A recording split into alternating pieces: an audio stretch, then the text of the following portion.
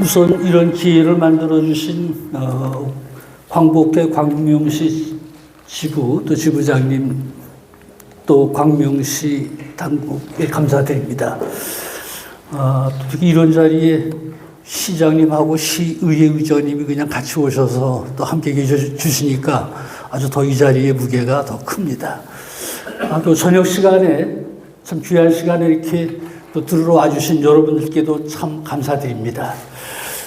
이제 오늘 제가 말씀드리고 싶은 것은 우리가 대한민국 국민인데 대한민국 국민이 내가 살고 있는 대한민국이라고 하는 나라가 언제 세워졌는지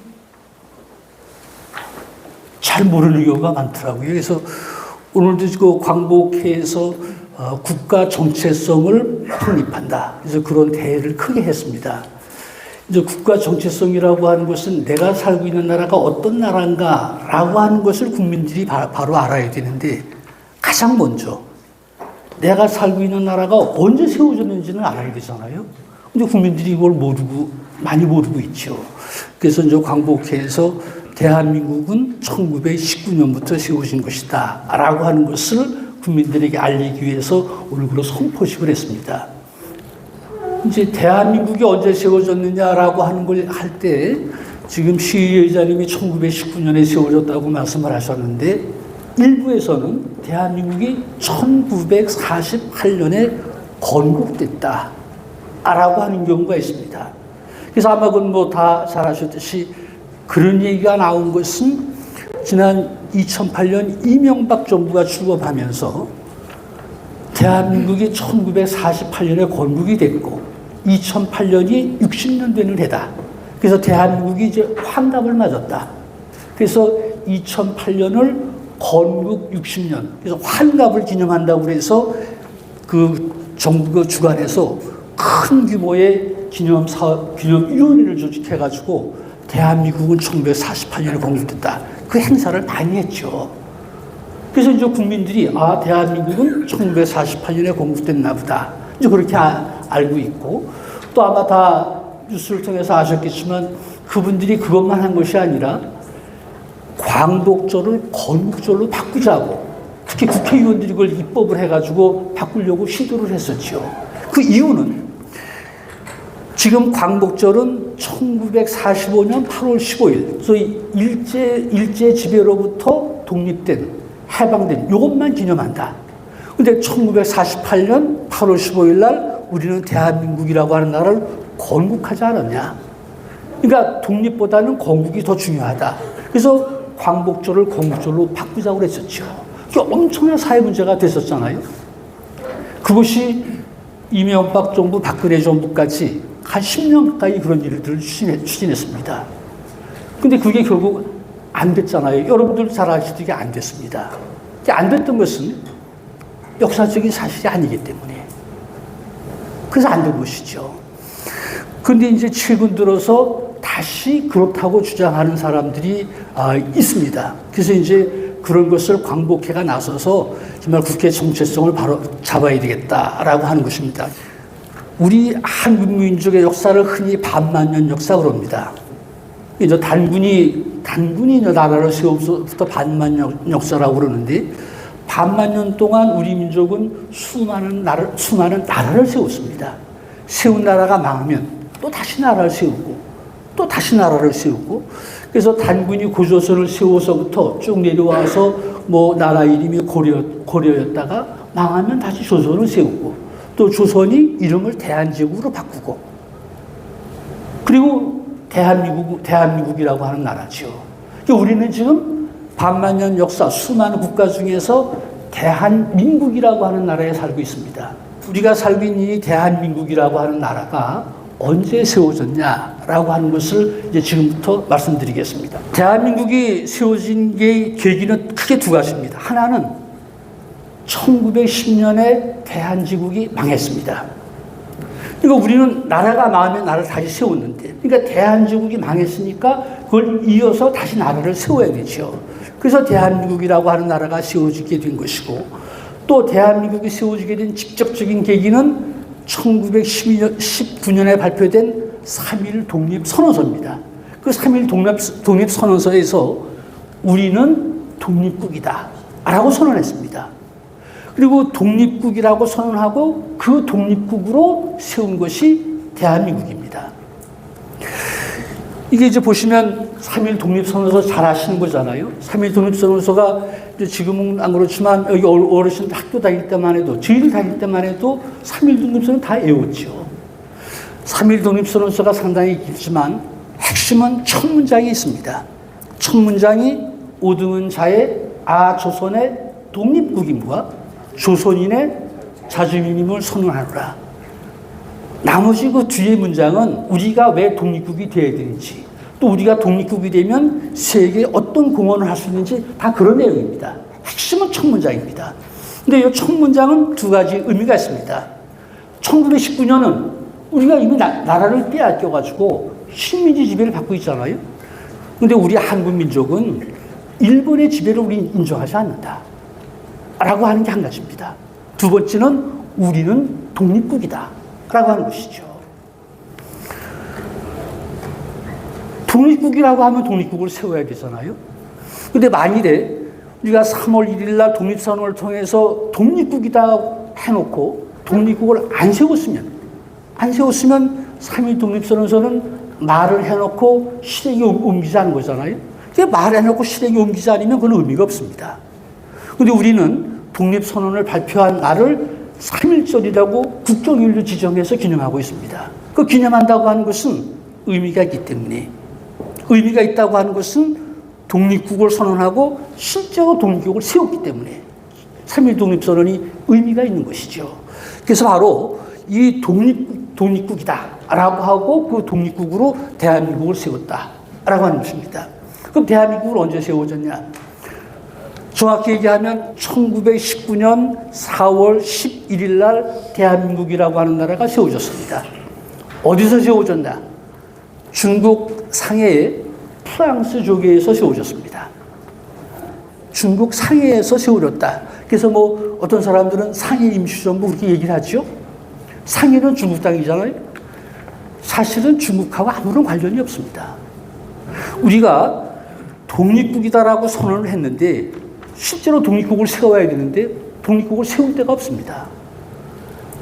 국내에는 국민들이 많아서 세울 수 있는 여건이 되지만 국내는 이미 일본이 차지해가지고 조선 총독부라고 하는 기관이 엄혹하게 통치를 하고 있는데 세울 수도 없고 또 세워본댔자 국가를 유지할 수도 없죠. 국내에서는 어렵습니다. 이제 그렇다고 하면 만주, 연해주 여기 가면 우리 동포들이 뭐 50만 뭐 몇십만 살고 있다고 그러는데 그런 동포들 많은데 만주나 연해주에 가서 세우지. 우리가 뭐 만주 뭐 독립군들이 가서 뭐 봉오동 성살리 전투했다고 그래서 만주가 우리 땅인 줄 알고 있지만 거기는 중국 땅입니다. 거긴 중국인 관리들이 통치합니다. 한국 사람들 활동 제대로 못하죠. 연해주도 마찬가지입니다. 그건 소련 땅이고 소련 관리들이 통치합니다. 특히 소련 같은 경우는 일본이 압력을 가하면 연해주에서 활동하던 독립운동가들을 체포해서 일본한테 다 인계했습니다. 활동할 수가 없습니다. 우리가 만주, 연해주 우리 땅인 줄 알지만 우리 땅 아닙니다. 특히 만주, 연해주 중국 사람들이나 러시아 관리들이 자기네 땅에 들어온 한국 사람들을 어떻게 여기느냐. 우리는 그 사람들이 한국 사람들을 아주 나라 뺏기고 온 불쌍한 사람들이라고 섬선하게 도와준 줄 알고 있지만 도와준 일 없습니다. 한국 사람들이 나라 뺏기고 만주, 연해주로 갔을 때 거기 있는 중국 사람들, 러시아 관리들은 어떻게 생각하느냐 하면 한국 사람들을 일제의 앞잡이라고 여깁니다. 한국 사람이라고 여기지 않습니다. 일제의 앞잡이죠.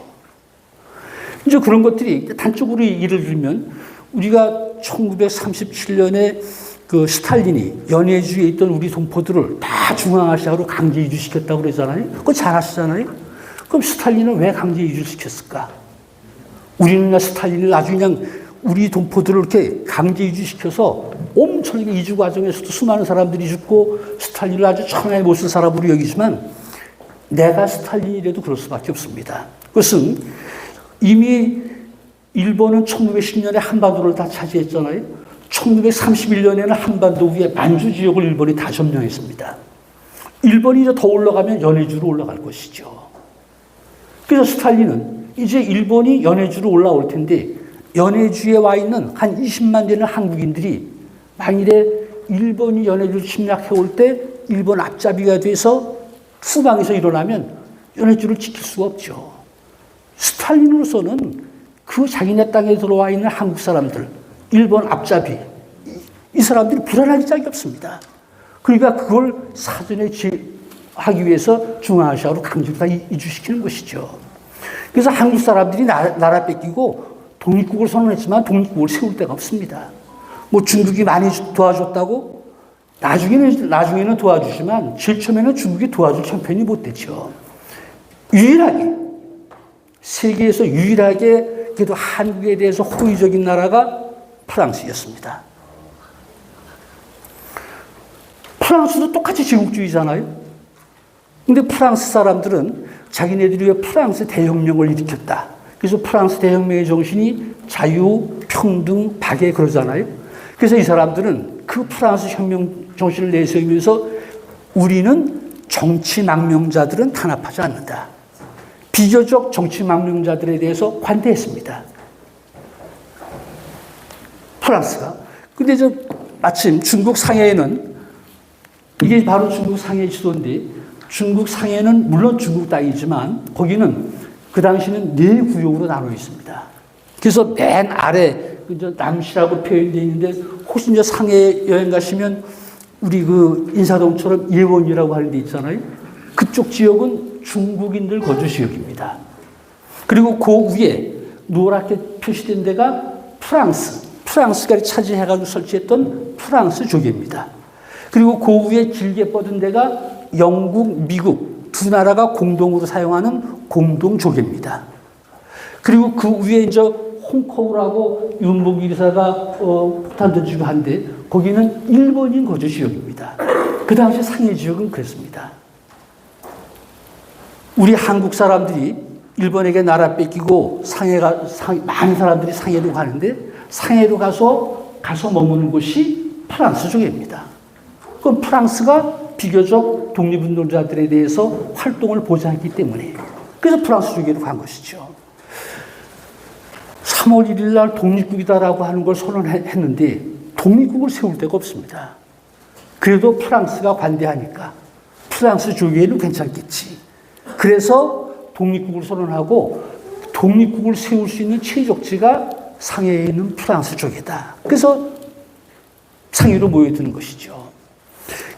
그래서 이제 중국 상해에서 세워지게 됐습니다. 상해에서 최적지가 그렇다고 그래가지고 국내에서 활동하던 우리가 독립국을 세워야 되겠다라고 하는 꿈을 가진 사람들, 또 만주에서 활동하던 연해주에서 심지어는 미국에서 활동하던 사람들, 일본에서 활동하던 그 독립국을 세워야 되겠다 이런 꿈을 가진 사람들이 다 상해로 모여들었습니다. 그래서 19년 3월 말쯤 되면 독립국을 세워야 되겠다고 하는 그 꿈을 가지고 상해로 모여든 사람들이 한 1,000명이 넘습니다.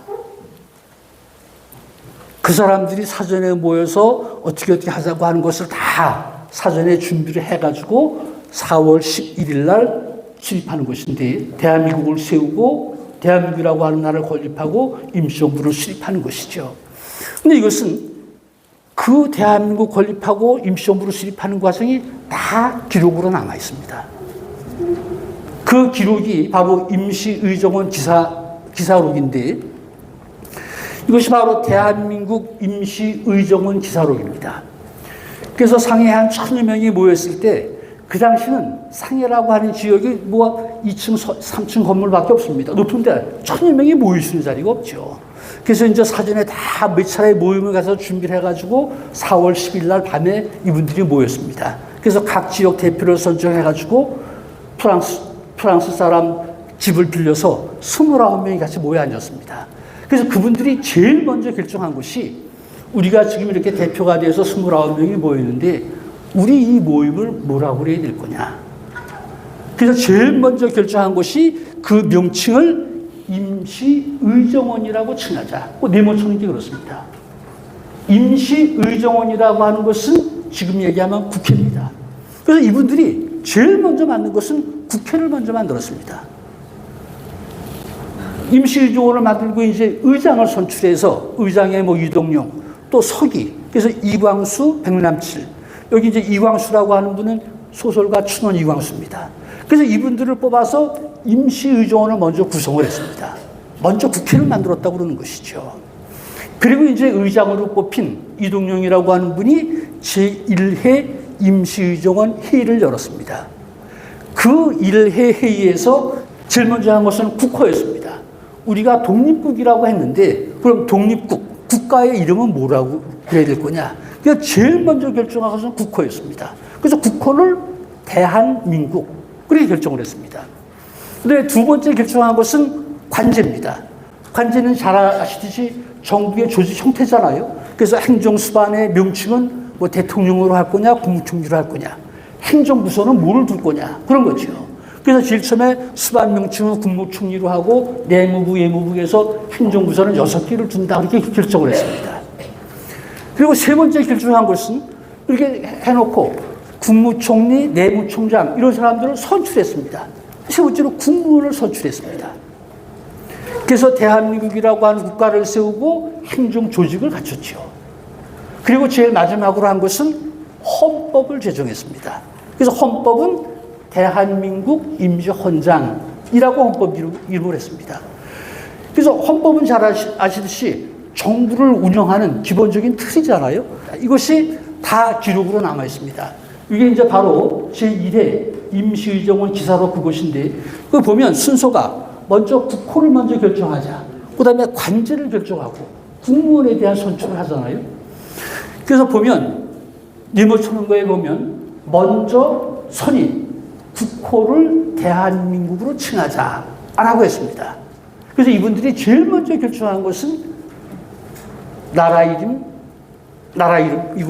이름을 대한민국으로 했습니다. 이 말씀을 자꾸 강조해서 드리는 것은 우리가 대한민국 임시정부라고 그러니까 그냥 임시정부다라고 생각하죠. 이분들은 대한민국 임시정부는 대한민국은 국가입니다. 임시정부는 정부고. 그래서 먼저 대한민국이라고 하는 국가를 세우죠. 그래서 대한민국이라고 하는 국가는 1919년 4월 11일 날 대한민국이 세워지는 것이죠. 그 다음에 이제 정부의 국무총리, 내무총장 그런 게 있잖아요. 이게 행정부서고. 그 밑에 국무총리 이승만, 내무총장이 안창호. 그저 국무원들이죠. 그리고 이제 대한민국 임시헌장, 헌법을 제정했습니다.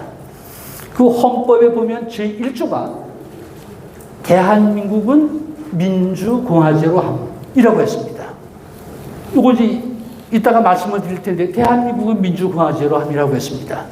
이 헌법이 시간만 나면 다 설명을 드릴 텐데 이 헌법이 얼마나 중요하냐면 제일 마지막 조, 제10조에 보면 임시정부는 국토회복 후 만 1개년 내에 국회를 소집함이라고 되어 있잖아요.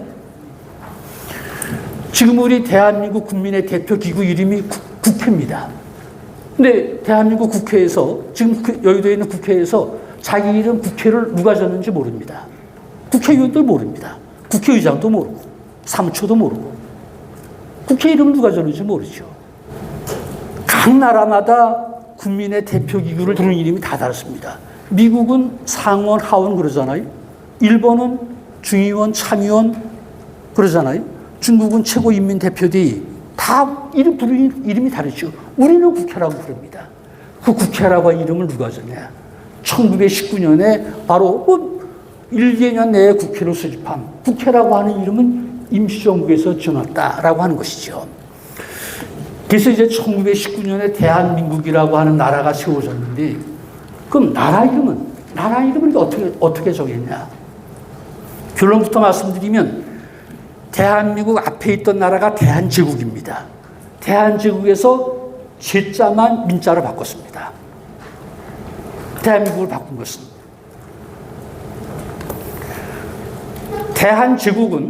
대한제국의 나라 이름은, 정확히 나라 이름은 대한입니다.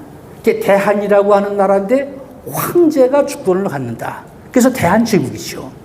대한민국은 대한이라고 하는 나라인데 국민이 주권을 행사한다. 그래서 대한민국입니다.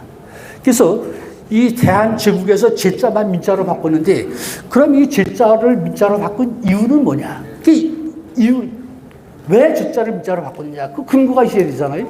그 근거는 상해에서 대한민국 임시정부가 수립되기 2년 전에 상해에서 활동하고 있던 신규식, 박은식, 조수왕 이런들 14분들이 대동단결 선언서라고 하는 것을 발표한 게 있습니다. 그게 1917년의 일입니다. 그 이분들은 왜 대동단결 선언서를 발표했냐? 자기들이 상해 가서 독립운동을 하고 있는데 지금 우리 민족이 국내에도 있고 만주, 연해주, 일본, 미주 온 세상에 다 우리 민족이 흩어져 있죠.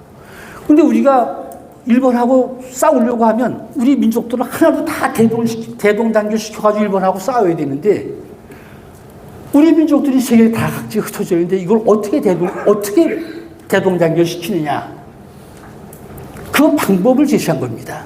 그래서 이분들은 그걸 물리적으로 한 군데 다 모을 수는 없죠.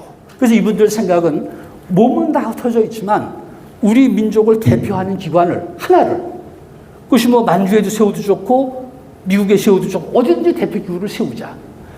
그래서 만주에 있는 사람도 연해주에 있는 사람도 그 대표기구에 복종을 하고 거기에 세금 내고 또 그 정부의 명령을 들으면 몸은 다 흩어져 있지만 우리 민족은 하나로 행동을 통일할 수가 있다. 그래서 우리 민족을 대표하는 기구를 세우자 라고 하는 것이 대동단결 선언의 핵심입니다. 그러면 민족의 대표기구를 세우는데 그럼 그걸 누가 주도하느냐 라고 하는 문제가 있죠. 그래서 이제 이분들이 우리가 1910년에 대한제국이 멸망했는데 대한제국이 멸망한 것은 뭐냐? 대한제국의 주인은 황제지 않냐? 마지막 황제가 윤희 황제인데 윤희 황제가 나 주인으로 더 이상 못하겠다. 그래서 주권을 군주가 자기가 가지고 있는 권리를 갖다가 포기했다. 그래서 군주가 자기가 가지고 있는 주권을 못하겠다고 포기했으니까 우리나라 역사에서 군주가 주권을 갖는 것은 이제 없어졌다. 그러니까 국민들이 주권을 가져야 된다. 라고 하는 것이죠. 또 이분들은 더 나가서 윤희 황제가 주권을 포기했는데 그건 뭐냐? 국가의 주권이라고 하는 것은 같은 민족에게서 같은 민족으로 넘어가는 것이지 국가의 주권이 이 민족에게서 다른 민족으로 넘어가는 일이 없다. 그러니까 황제가 주권을 포기한 것은 황제가 국민들에게 주권을 넘겨준 것이다. 그러니까 우리 국민들은 당연히 군주가 넘겨준 주권을 우리가 받아야 된다. 바로 그런 논리가 제자를 민자로 바꾸는 것이죠. 그래서 대한민국이라고 하는 나라 이름은 그렇게 정해졌습니다. 대한민국 임시정부가 수립되면서 우리 민족의 역사가 180도로 완전히 바뀌었습니다. 우리가 반만년 역사, 그래서 단군이 고조선을 세워서부터 1910년까지 한 4200몇 년 동안은 군주가 주인이었던 그런 역사였잖아요. 그런데 우리는 지금 국민이 주인인 이런 시대에 살고 있습니다. 그래서 우리가 지금 대한민국이라고 하는 나라에서 우리가 국민이 주인 노릇하면서 민주공화제 시대에 살게 된 건 이게 언제부터냐? 바로 그게 1919년부터입니다. 지금 보여드리는 것은 대한민국 임시정부가 이제 중국 땅에 가서 세월에서 해방될 때까지 중국에서 활동했잖아요. 그러니까 국가가 되려면 국민, 주권, 영토 이런 게 있어야 되는데 중국에 가 있으면서 그걸 국가 구성 요소를 갖추지 못했다. 이렇게 얘기를 하죠. 지금 보여드리는 것은 1919년 9월 11일 날 대한민국 임시정부가 국무총리제를 대통령제로 바꿨습니다. 그래서 헌법을 바꿀 때 개정한 대한민국 임시헌법입니다. 그 헌법 1, 2, 3조가 있죠. 헌법 1조에 보면 대한민국은 대한인민으로 조직함. 대한민국의 국민은 누구냐? 대한인민으로 한다. 2조가 대한민국의 주권은 대한인민 전체에 있다. 제3조는 대한민국의 강토는 구한제국의 판도로 정함. 구한제국은 대한제국입니다. 그래서 대한민국은 대한제국의 땅을 그대로 이어받은 것이죠. 그래서 국민, 주권, 영토 이것을 헌법 1, 2, 3조에 다 규명을 해놨습니다. 저는 공부하면서 이 헌법을 보고 참 그분들의 그 지혜에 참 감탄을 했습니다. 이 헌법을 기초한 분이 해공 신익기 선생이에요. 해공 신익기 선생이 그 당시 나이 30대인데, 그분들이 어떻게 그 당시에 국가가 있으려면 국민주권 영토고 그게 요소가 갖춰야 된다고 하는 것을 아시고 그걸 헌법 1, 2, 3조에 그걸 다 밝혀놓으셨나. 그분들이 가지고 있던 지혜, 생각 이런 것들이 참 우리도 생각지 못했던 참 놀라운 것들이죠. 또 한 가지, 대한민국 임시정부가 수립되고 나서 연호를 사용했습니다. 연호는 뭐 저보다 더 잘 아실 텐데 연호는 자주 독립국가가 사용하는 거 아니에요? 또 예전에는 황제국가가 사용하는 것이죠. 우리나라가 반만 년 동안 역사가 있었지만 연호 독자적으로 몇 번 사용하지 못했습니다. 이제 대한제국 때 조선이라고 하는 나라를 대한으로 이름을 바꾸고 조선시대의 왕이 이제 황제가 됐죠. 그래서 대한제국이 황제국가가 되면서 비로소 연호를 썼습니다. 그래서 고종이 왕이었다가 황제를 주게 하면서 연호를 광무. 그래서 고종을 보통 광무왕제 그러잖아요. 그러다가 그 아들 순종이 주기 위해서는 또 연호를 융희 그렇게 썼습니다. 근데 1919년에 대한민국이라고 하는 나라를 세우고 이분들이 연호를 대한민국이라고 하는 나라 이름을 그대로 연호로 사용했습니다. 그래서 대한민국 임시정부에서 생산했던 모든 문서들에는 서기연호를 쓴 일이 없습니다. 대한민국 원년, 몇 년 다 그렇게 썼습니다. 이제 이런 것들이 그런 예인데, 이게 4월 11일 날 제정한 헌법인데, 헌법에 보시면 대한민국 원년 그랬습니다. 대한민국 원년은 1919년입니다. 그 19년 4월이죠. 그리고 대한민국 임시정부에서도 공보를 냈습니다. 그 공보에도 보면 발행연월일을 대한민국 2년, 그 다음 대한민국 2년은 1920년입니다. 그런 예가 많죠. 이것도 이제 대한민국 임시정부도 내무부, 외무부 다 있잖아요. 내무부는 내무부대로 부령이 있고 외무부는 외무부대로 다 부령이 있는데 그런 부령을 발표할 때도 내무총장이 하면서도 대한민국 2년 다 그렇게 문서에 썼죠. 이건 잘 아시듯이 대한민국 임시정부가 일본한테 선전포고해도 선전포고문 아니 대한민국 23년 1941년이죠. 딱 그렇게 썼습니다. 임시정부 문서만 그런 것이 아니라 대한민국 임시정부에서 그 독립신문이라고 하는 신문을 발행하잖아요. 그 신문 발행할 때도 대한민국 3년 그렇게 썼습니다. 그래서 대한민국 임시정부에서 출발서부터 대한민국이라고 하는 연호를 썼죠. 그래서 이제 오늘 여기 광복회원들은 오늘 그 광복회에서 하는 그 국가 정체성 거의 다 행사에 참석하셨는데, 그래서 광복회가 올해가 대한민국 105년이다. 그래서 105년이라고 표시하는 오늘 그런 기념식을 했습니다. 그래서 1919년부터 따지면 올해가 105년 되는 것이죠. 대한민국 임시정부를 또 많은 분들이 그건 국가도 아니고 뭐 정부도 그냥 뭐 몇 사람이 모여서 한 것이고 이렇게 폄하하는 경우가 많아요. 그래서 이건 보여드린 것인데 대한민국 임시정부가 정부로서 지금 정부 못지않게 그런 규정서부터 이렇게 그렇게 엄격하게 그걸 다 해놨습니다. 지금은 정부 못지 않았습니다.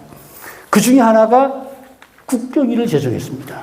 국경일이라고 하는 것은 국가가 자기 국가의 정말 경사스러운 날, 이 날을 기념하기 위해서 제정한 것이 국경일이잖아요. 대한민국 임시정부도 1919년 그해 수립되고 12월 달 국무회의에서 우리도 국경일을 제정하자. 그래서 국경일 논의를 해가지고 국경일을 3가지로 결정을 했습니다. 그래서 하나가 3월 1일을 독립선언일, 그렇게 이름을 정하고 보통 3.1절 그렇게 기념행사를 했습니다. 그 다음에 대한민국 임시정부가 수립된 4월 11일을 헌법 발표일 그랬습니다. 그 다음에 이제 지금 개천절, 단군이 우리나라를 연 그것을 개천절이라고 해서 음력 10월 3일을 개천절이라고 정했습니다. 이제 조금 더 깊이 말씀을 드리면 19년 12월 달 국무회의에서 국경일 정할 때 그분들이 싸움이 있었습니다. 엄청나게 논란이 많았습니다. 독립선언하는 날을 독립선언일로 정하자고 하는 데는 다 의견이 똑같았습니다. 근데 이분들이 대한민국을 세운 4월 11일을, 야, 그래도 우리가 이제 우리 역사에서 국민의 주권을 갖는 나라를 제일 처음 세웠지 않냐. 이것을 대한민국 건국일로 하자. 건국기념일로 하자. 그랬더니 어떤 분들이 반대했습니다. 만일에 우리가 지금 국민의 주권을 갖는 대한민국을 제일 처음 세웠다고 그래서 우리가 그걸 건국기념일로 제정해가지고 행사를 하게 되면, 야, 세계 다른 나라 사람들이 뭐라고 그러겠냐. 저놈들은 지금까지 나라가 없다가 이제 1919년도에서 제일 처음 나라를 세웠나 보다. 그렇게 여길 거 아니냐. 근데 우리는 그게 아니라 이미 단군서부터 4,000년 이상의 역사를 가지고 있지 않냐. 그러니까 우리가 지금 건국일로 정하면 그 4,000년 역사를 다 까먹고 남의 나라한테 이렇게 지금서야 나라를 세우는 그런 민족으로밖에 안 보인다. 그러니까 그걸 그렇게 하지 말자. 그래서 이름을 헌법 발표일로 바꿨습니다. 그리고 이제 그 당시에 대종교가 있잖아요. 대종교는 단군이 나라를 세운 것을 개천절로 기념을 했습니다. 그래서 이름을 그럼 개천절로 하자. 그렇게 해서 이제 정했는데, 이건 실제로 이건 대한민국 임시정부에서 발행한 달력입니다. 대한민국 4년 역사, 4년 달력이니까 1922년 달력이지요. 거기 보면 국정일기에서 다 표시가 되어 있잖아요. 이건 임시정부에서 발행했던 달력입니다. 근데 이분들이 개천절이라고 국정일 명칭을 정해놓고서 실제로 행사할 때는 건국기원절 그랬습니다. 건국기원절이라고 하는 이름으로 행사를 했습니다. 그래서 그것을 단군이 고조선을 세워서부터 지금까지 몇 년이다. 그래서 그 행사를 한 것은 세계 사람들한테 우리는 한 4,000년이 넘는 역사를 가지고 있는 민족이다. 라고 하는 것을 과시하는 그런 뜻도 있었습니다. 그래서 어쨌든지 대한민국 임시정부가 국정일을 제정하고 있었다라고 하는 것이죠. 이것이 이제 1919년에 대한민국이라고 하는 나라를 세우고 임시정부를 수립했던 이런 역사였습니다. 이제 1948년에 대한민국이 건국됐다라고 하는 분들이 있는데, 1948년에는 잘 아시는 재헌국회에서 대한민국 정부를 수립했죠. 그것도 재헌국회 속기록으로 그대로 남아 있습니다. 이제 그 속기록을 보고 1948년에 정부 수립하는 과정을 보면 48년 5월 10날 총선거를 해가지고 국회의원 198명을 뽑았습니다. 그리고 20일 후에 5월 31일 날 그 국회의원들이 모여서 국회를 열었습니다. 그래서 5월 30일 날 국회를 개원을 했죠. 그리고 그 국회에서 제일 먼저 한 일이 헌법을 제정했습니다. 그래서 7월 17일 날 대통령 중심제로 하는 헌법을 제정해서 공포를 했습니다. 그리고 그 헌법에 의해서 먼저 대통령을 선출했습니다. 그 재헌국회 내에서. 그래서 7월 20일 날 국회의원들이 모여서 대통령을 뽑았더니 이승만 박사가 대통령에 뽑혔습니다. 그래서 이승만 박사는 7월 24일 날 국회에서 대통령 취임식을 했습니다. 국회에서는 대통령만 뽑아놓고 대통령도로 이제 행정장관들은 대통령이 다 임명하라고 그랬습니다. 그래서 이승만 대통령이 취임하고 그 지금 서울에 있는 이화장, 그 이승만 대통령 집에 거기 이화장에 들어가 보시면 대문 앞에 조그만 팔각정 같은 게 있는데 거기를 조각당 그러잖아요. 거기 앉아서 이제 장관들 선임하고 그런 걸 했다고 그래서 조각당이라고 그랬죠. 그래서 이승만 대통령이 취임하고 나서 국무총리서부터 내무부 장관 다 임명을 해서 정부 조직을 다 갖췄습니다. 그래서 8월 15일 날 이렇게 대한민국 정부가 수립됐다라고 하는 선포식을 했죠. 크게 보면 곳인데 이런 것들이 다 재헌국회 속기록에 들어가 있습니다. 근데 이게 이제 재헌국회가 개원할 때 제일 일쪽에 있는 게 이승만 박사고, 이승만 박사가 그때 국회의장이었습니다. 그래서 국회의장으로서 국회를 여는 개원사도 하고 그랬죠. 이건 정부 수립하는 것이 48년.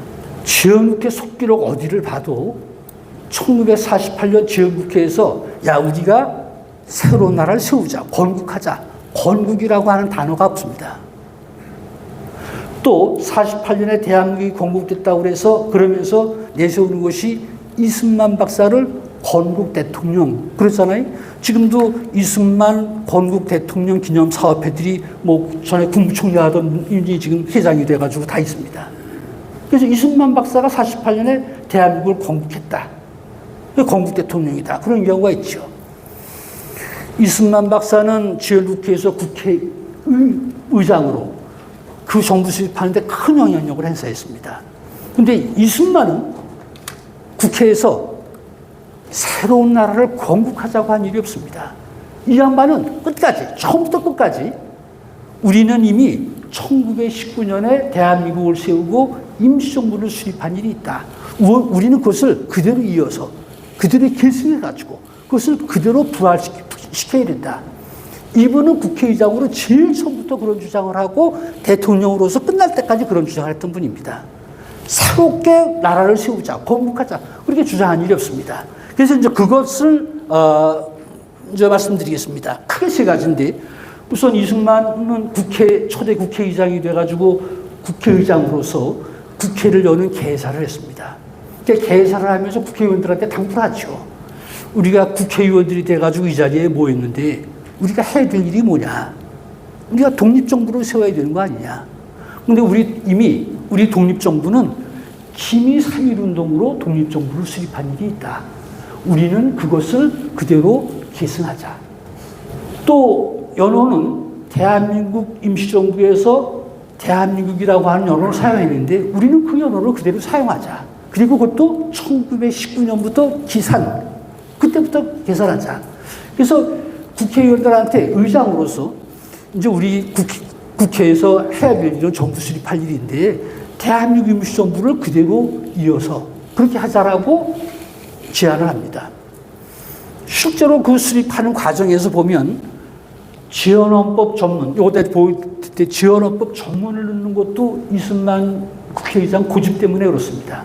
또 대한민국이라고 하는 연호도 이승만 국회의장이 사용을 했습니다. 이제 그것을 보여드리겠습니다. 지금 보여드리는 것이 이승만 박사가 국회의장이 돼가지고 국회를 여는 국회 개원식 개사입니다. 거기 보면 이게 국회의원들이 뽑아가지고 제일 처음 개식하는 날이에요. 근데 이분이 보면 대한민국 30년 그렇게 썼습니다. 1948년 그렇게 쓰지 않고. 그건 국회에서 합의된 일이 없습니다. 그냥 국회 제일 처음 시작하는 날 의장이 개사하는데 자기는 대한민국 30년. 임시정부에서 쓰던 것을 그대로 하는 것이죠. 그 다음에 더 보면 이승만 써놓고 대한민국 국회의장 그랬습니다. 이건 아직 지역국회가 시작도 안 됐는데 국호를 정한 일도 없잖아요. 이승만 박사는 자기는 대한민국 국회의장이다. 이렇게 썼습니다. 그래놓고 이 노란 줄로 표시한 것이 이걸 쉽게 풀어서 쓰면 핵심은 크게 우리가 먼저 헌법을 제정하고 대한독립민주정부를 재건설해야 된다. 국회에서. 근데 재건설이라고 하는 것은 새로 만든다 이런 얘기가 아니라 있는 것을 다시 세운다 그런 얘기잖아요. 이제 그런 얘기죠. 그 다음에 이 민국은, 그러니까 대한독립민주정부를 얘기하는 것이, 이 민국은 김인년 3월 1일에, 김인년은 1919년이죠. 그때 우리 13도 대표들이 서울에 모여서 어쩌고 해서 임시정부를 건설해서 민주주의의 기초를 세운 것이다. 그래서 우리가 지금 정부에서 재건설하는 것은 바로 1919년에 세웠던 임시정부를 재건설하는 것이다. 그 다음에 이 국회에서 건설되는 정부는 즉 김인년에 서울에서 수립된 임시정부를 계승하는 것이다. 그래서 이날이 29년 만에 민국을 부활하는 거다. 이승만 국회의장이 국회를 여는 개사에서 아직 국회에서 그런 논의가 이루어지지도 않을 때 먼저 제안한 것입니다. 그리고 민국연호는 김인년에서 기사를 할 것이고 이승만 국회의장이 그랬다고 하는 것이고 또 하나는 보시는 것이 지연헌법의 전문이죠. 지연헌법의 전문이 유구한 역사와 전통에 빛나는 우리들 대한국민은 기미 3.1운동으로 대한민국을 건립하여 기미 3.1운동이라고 하는 것은 초등학생한테 물어봐도 1919년이죠. 그러니까 1919년에 우리는 대한민국을 건립했다. 라고 하는 것이 지원헌법에 들어가 있습니다. 잘 아시지만 지원헌법은 아까 말씀드렸듯이 국회에서 먼저 헌법을 제정하고 그 헌법에 의해서 정부를 수립했습니다. 그러니까 지원국에서 정부를 수립한 근거가 바로 지원헌법이죠. 이 전문을 이렇게 전문을 넣자고 한 것이 이승만 국회의장입니다. 잘 아시지만 우리 지원국회 헌법은 유진호 박사가 초안했다고 알려져 있잖아요. 더 깊이 들어가면 유진호 박사가 한 것만은 아닌데 어쨌든지 헌법학자가 초안을 해놓은 것을 가지고 국회의원들, 헌법기초위원들이 열 몇 명이 선정이 되어서 이분들이 한 조항 한 조항을 다 축조심의를 해갔습니다. 그래서 다 축조심의해서 다 합의해가지고 발표한 것이 7월 17일 날이죠. 근데 헌법기초위원들이 조항을 하나하나 축조심의해갈 때 이승만 국회의장이 헌법기초위원회 갑니다. 갈 때 자기가 쪽지 하나 들고 갑니다. 그래서 헌법기초위원회 가서 위원들한테 지금 이거 내가 써가지고 온 것을 헌법 전문에 넣읍시다. 헌법기초위원들이 반대했습니다. 의장님, 헌법에는 전문이 필요하지 않습니다. 그래서 저희들이 지금 헌법 하느라고 세계 각국의 헌법을 다 조사하고 있지만 헌법에 전문이 들어가 있는 경우가 거의 없습니다. 필요하지 않습니다. 그래서 헌법기초위원들이 거절해요.